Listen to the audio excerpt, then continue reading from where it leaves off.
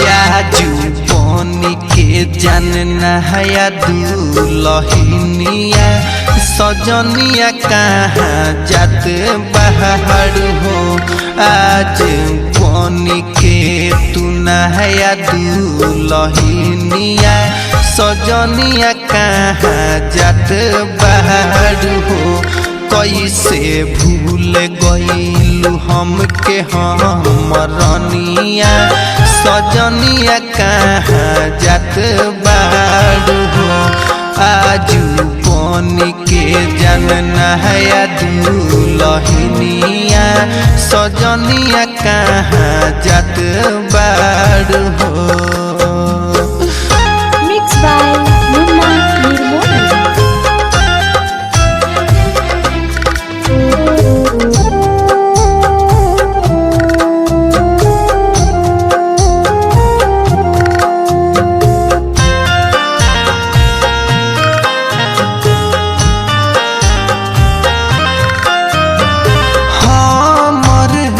होई जान एक बार ना सोचलू चल जाइबू हो खते सुबेर।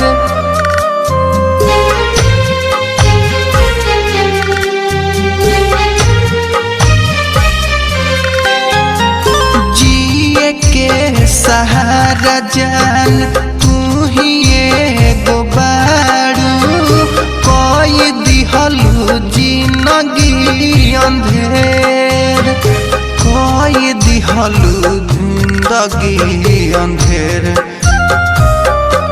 सोची सोची खाना पीना खाई नाही रनिया सजनिया कहाँ जात बाहर हो। आजू पानी के तू नया दुलहिनिया सजनिया कहाँ जात बाहर हो। कैसे जियबे को बार ना सोचलू रनिया सजनिया कहाँ जात बाहर हो।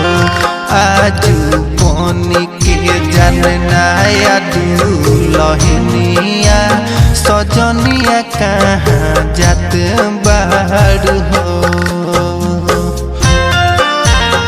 Kalika movies recording studio.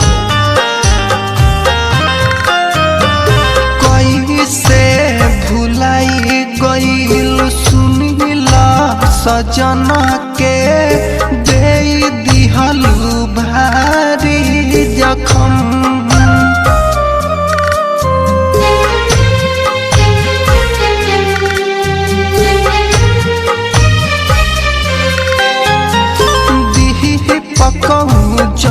नमूना से हम का कहम सुनहर जाई सनम सुनहर जाई सनम।